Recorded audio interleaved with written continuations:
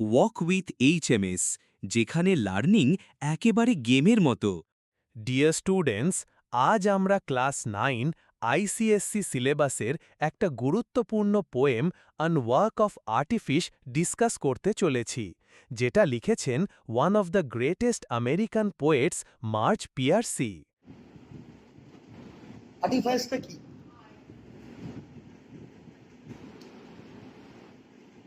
No. আর কেউ try করবে? What is আর্টিফাইস? Yes, দেখ আর্টিফাইস মানে হচ্ছে ক্লেভার ট্রিক, বা আরেকটা হতে পারে স্কিলফুল ট্রিক। দেখ আমি তোর কারোর সঙ্গে ট্রিক করব, কাউকে ডিসেপ্ট করব। হ্যাঁ, ধরো কোনো একটা ওয়ার্ক অফ ডিসেপশন মানে কি? কাউকে ঠকানো, কাউকে তোর আমি ডিসিভ করব, কারোর সঙ্গে ট্রিক করব, কিন্তু সেটা এমন ভাবে ক্লেভারলি করলাম, আর্টিফিশিয়ালি করলাম, তাহলে আমার সেই ট্রিককে বলা হবে আর্টিফাইস। তাহলে ওয়ার্ক অফ আর্টিফাইস মানে সাম act of clever and skilled trickery, or some act of clever and skilled tricks or artificial behavior, তাকেই বলবো work of আর্টিফাইস।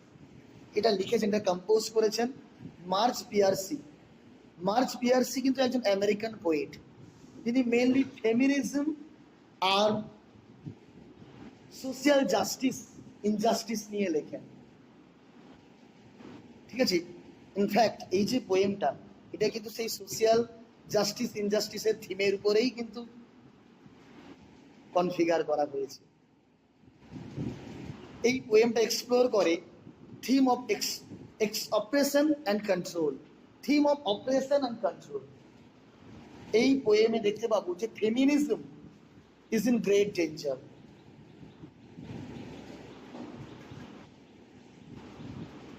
ওমেনদের modern day society, in fact যখন পেট্রিয়ার্কাল সোসাইটি ছিল আগে, হ্যাঁ এনসিয়েন্ট টাইমে,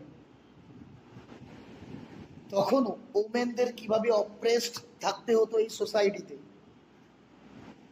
তাদেরকে কিভাবে কন্ট্রোলড বাইরে থেকে করা হতো ম্যানদের দ্বারা, পুরুষদের দ্বারা, ম্যান পাওয়ারের দ্বারা। কারণ পেট্রিয়ার্কাল সোসাইটি, পুরুষরাই প্রধান। কিভাবে তাদের কন্ট্রোল করা হতো, এটাই হচ্ছে এই পোয়েমের basic theme, main theme of this poem. এতটা ক্লিয়ার?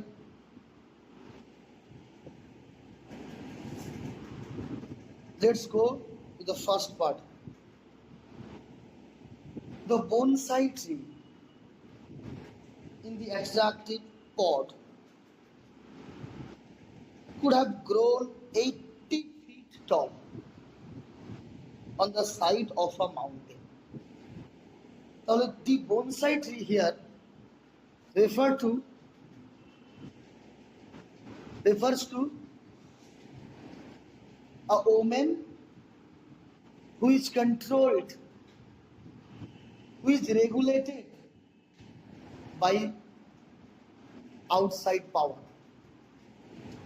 এখানে বনসাই ট্রি সিম্বলাইজ করছে একজন ওমেনকে, যাকে রেগুলেট করা হচ্ছে, যাকে কন্ট্রোল করা হচ্ছে আউটসাইড পাওয়ার দিয়ে, ম্যান পাওয়ার দিয়ে, বাইরে থেকে। তাকে ফ্রিলি বাড়তে দেওয়া হচ্ছে না, ন্যাচারালি তাকে গ্রো করতে দেওয়া হচ্ছে না, তাই তো? তাহলে এখানে কিন্তু poet cleverly has used a metaphor, একটা মেটাফর ইউজ করেছেন।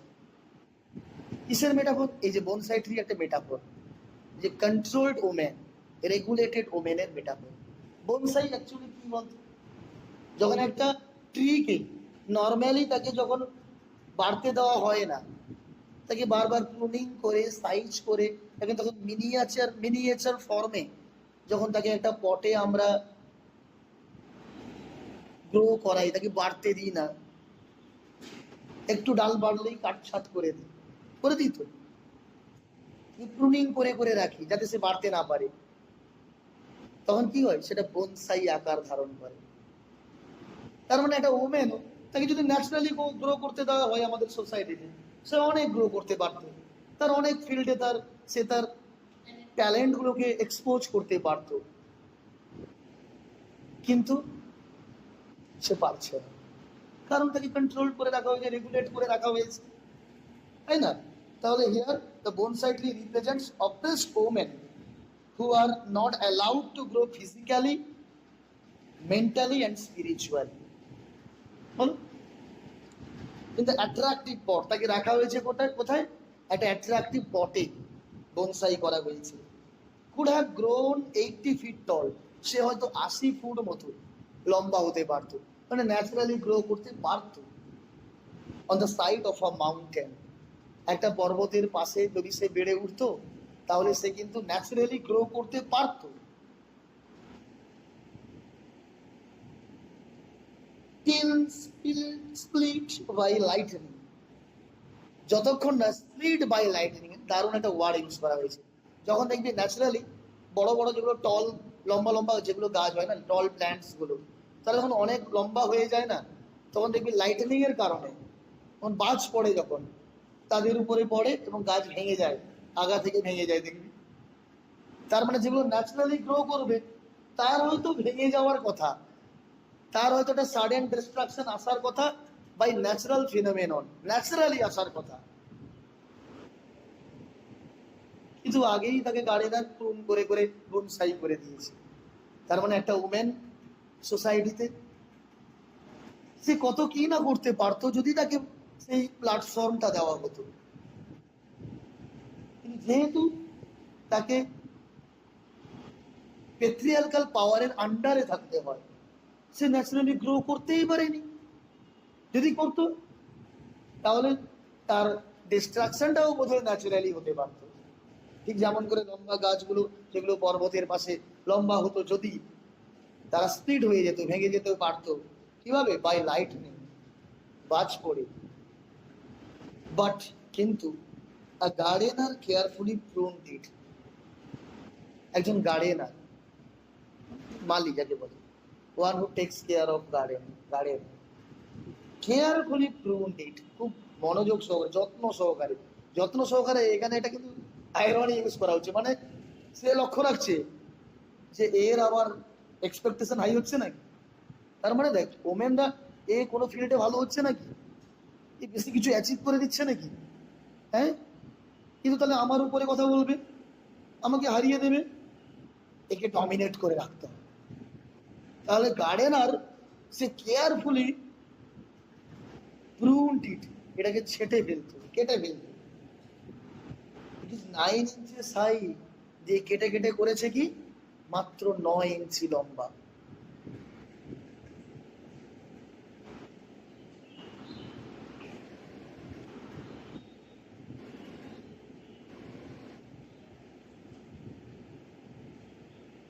It is 9 inches high. The tree is 9 inches high as a result of this control, which symbolizes how women are often confined to limited roles.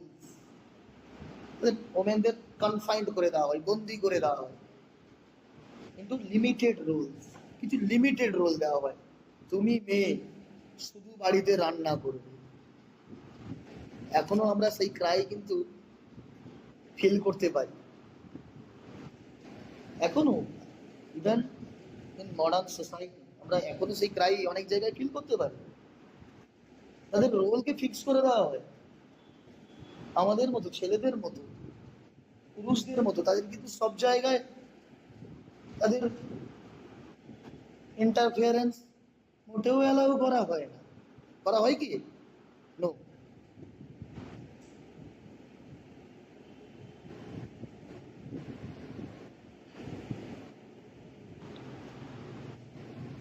Every day as he whittles back the branches,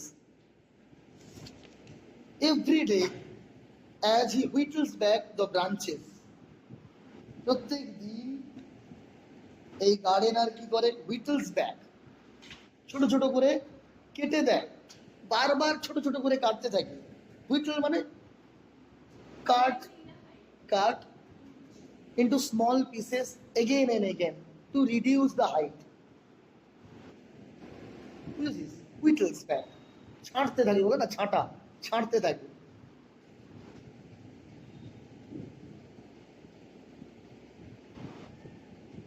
the gardener ক্রুমস।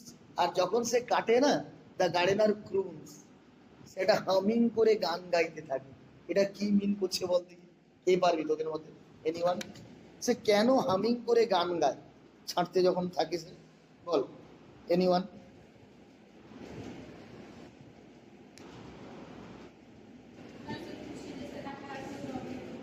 Yes, সে এই কারণে গান গায়, কারণ তার এই একটা না, সে joyfully করে, তার এর মধ্যে কোনো তার ইয়ে নেই, তার কোনো যে রিপেন্টেন্স নেই, কোনো অনুতাপ নেই, তো সে তো খুব কেয়ারফুলি করছে এবং সে এটা করে আনন্দিত, চেয়ারফুল, সে যে সে ডমিনেট করে রাখতে পারছে ওমেনকে, সে চেয়ারফুলি করে এই কাজটা। গাছকে সে চেয়ারফুলি প্রুনিং করছে কারণ সে ডমিনেট করে রাখতে ভালোবাসে। He loves to dominate. K? Gardener. তাহলে গার্ডেনার যদি আমি যদি বনসাই ট্রিকে আমি ওমেন্স দের ভাবি, তাহলে গার্ডেনার কে? গার্ডেনার তো একটা মেটাফর। গার্ডেনার কে? তার মানে এক কথাই বল, পেট্রিয়ার্কাল পাওয়ার। পেট্রিয়ার্কাল পাওয়ার, পুরুষদের শক্তি, কম্বাইন্ড এফোর্ট হতে পারে, মানে কম্বাইন্ড পাওয়ার হতে পারে, পুরুষদের শক্তি। এখানে গার্ডেনার হচ্ছে সেই ম্যান পাওয়ার, পেট্রিয়ার্কাল পাওয়ারকে বোঝানো হয়েছে। প্রত্যেকদিন যখন সে ছাড়তে থাকে না, সে হামিং করে গান গায়, croons. The gardener croons, gardener humming করে গান গায়। It is your nature to be small and cosy. এবং কনসোল করছে কাকে? বনসাই ট্রিকে। আরে না রে, তুই তো বনসাই ট্রি, এটা তো নেচার। তুই স্মল থাকবি, কোজি থাকবি, পটে থাকবি, বাড়লেই বিপদ জানিস বাবা, বাইরে কত অবস্ট্যাকল, কি দরকার আছে বাড়ার? ছোট থাকবি, কোজি থাকবি, পটে থাকবি, ডোমেস্টিক থাকবি, and weak.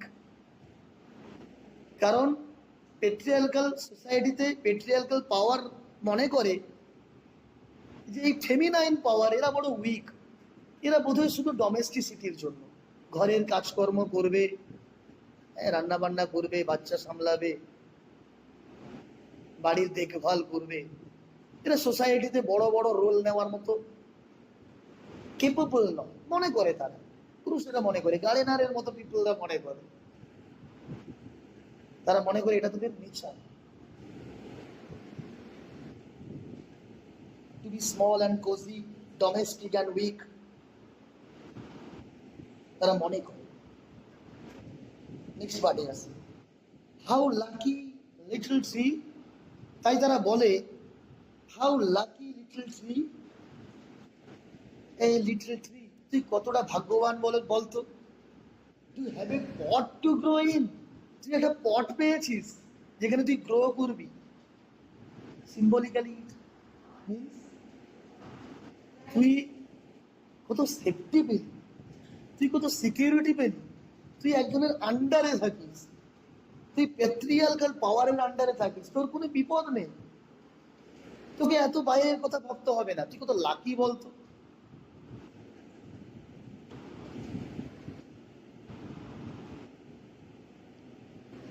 This emphasizes the idea of women being confined to domestic, weak and dependent roles in society. তারা তো ডিপেন্ডেন্ট পুরুষদের উপরে, কোনো কাজ কি ইন্ডিপেন্ডেন্টলি করতে পারে? করতে দেওয়া হয় না। The phrase how lucky little tree to have a pot to grow, actually it is ironic. আরে তাদের আগে দাও সেই প্ল্যাটফর্ম, তবে গিয়ে তো তারা দেখবে তারা লাকি কি তারা আনলাকি, অ্যাকচুয়ালি কিন্তু লাকি বলা হয়েছে, এটা একটা irony. It implies that being limited and controlled is a blessing. তাহলে ওমেনদের এটা বারে বারে ফোর্সফুলি বুঝিয়ে দেওয়া হচ্ছে যে তোরা যে না লিমিটেড আছিস, তোরা যে কন্ট্রোল আছিস, জানিস কি এটা তোদের কাছে একটা ব্লেসিং এর মতো। In fact, it is an oppressive force preventing freedom and growth. তার মানে এটা অ্যাকচুয়ালি বুঝিয়ে দিচ্ছে যেটা কিছু নয়, এটা অপ্রেসিভ পাওয়ার যেটা ফ্রিডম আর গ্রোথকে প্রিভেন্ট করছে, হিন্ডার করছে, তাই না? Next part, last part, final part. With living creatures one must begin very early. With living creatures, one must begin very early to jog their growth. With living creatures,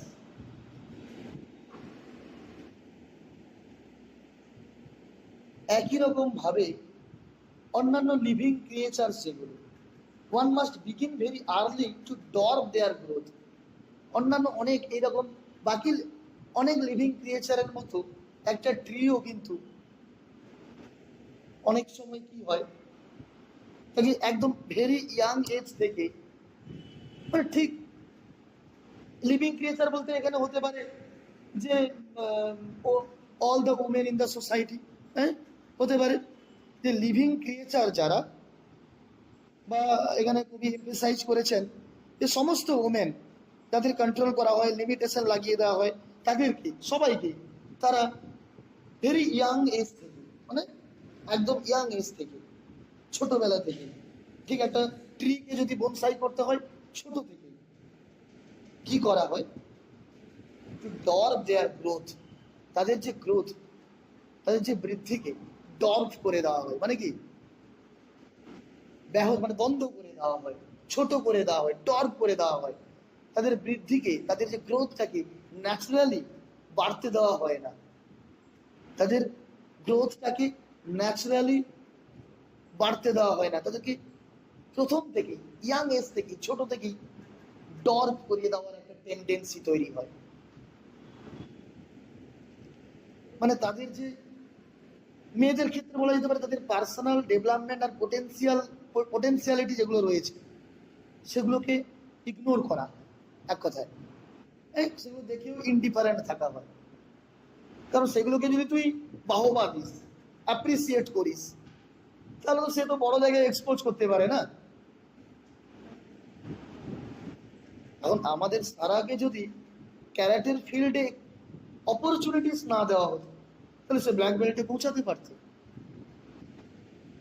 say opportunities পেয়েছে বলে পৌঁছেছে। প্রথম থেকেই তার মধ্যে talent দেখেও যদি আমি ইন্ডিফারেন্ট থাকতাম, তার পেরেন্টস যদি ইন্ডিফারেন্ট থাকতো, তাহলে সেই জায়গায় আসতে পারতো নেই বা। তাহলে ওই ওমেনদের, তাদের কিন্তু পোটেন্সিয়ালিটি গুলো দেখেও ইন্ডিফারেন্ট থাকা হয়। আর কি আমরা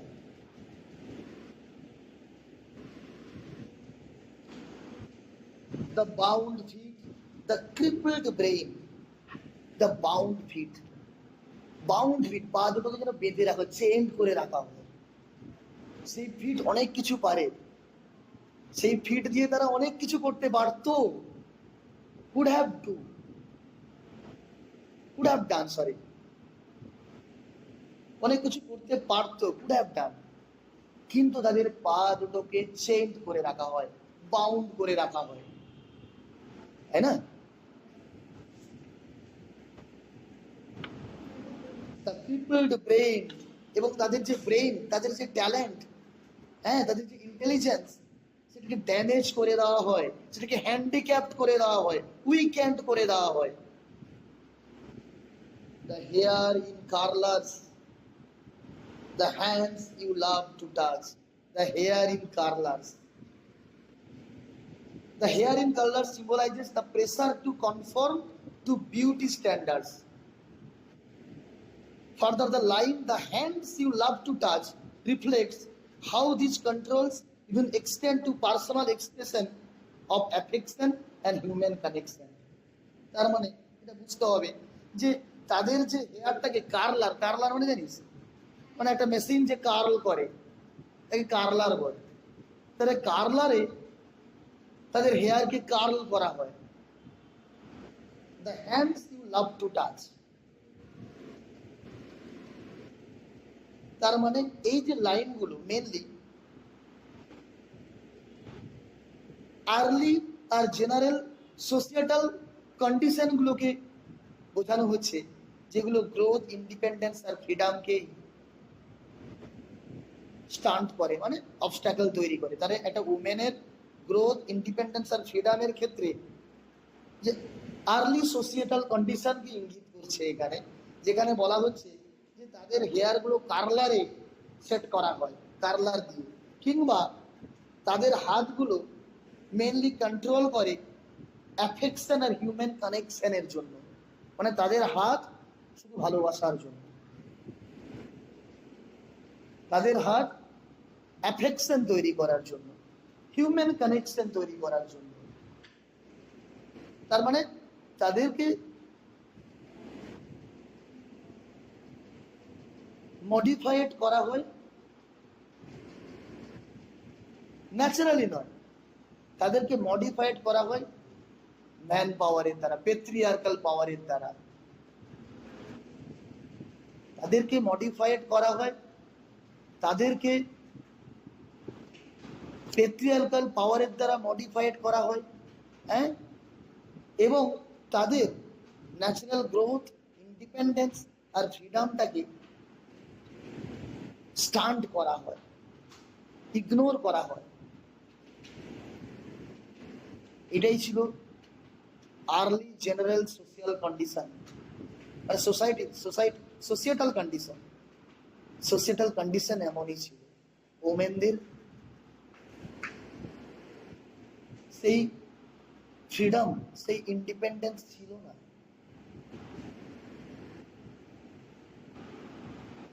আমেরিকানদের যখন, বিশেষ করে আমেরিকানরা যখন ডিপেন্ডেন্ট ছিল, তোরা তো পড়েছিস আমেরিকান ওয়ার অফ ইন্ডিপেন্ডেন্স, আমেরিকানরা যখন মানে ব্রিটিশদের বন্ডেজের মধ্যে ছিল, ওমেনদের কন্ডিশন ভীষণ পুয়ার ছিল। এরকম একটা সিমিলার রাইটিং আমি মায়া অ্যাঞ্জেলু, নাম শুনেছিস তোরা? মায়া অ্যাঞ্জেলু একজন আমেরিকান অথরেস, তার পোয়েমেও এগুলো দেখতে পাওয়া যায় যে সোসাইটিতে ওমেনদের কন্ডিশন কতটা পুয়ার, কতটা রেচেড ছিল। তাদের কোনো রকম এটা মানে ফ্রিডম দেওয়া হতো না, তাদের গ্রো করতে দেওয়া হতো না, তাদের চাপিয়ে রাখা হতো, তাদের অপ্রেস করে রাখা হতো, তাদের কনফাইন্ড করে রাখা হতো, তাদের বার্ডেনের মধ্যে রাখা হতো। তাহলে এটাই হচ্ছে এই পোয়েমের main concept. Please subscribe my channel, like, share or comment and press the notification bell to get more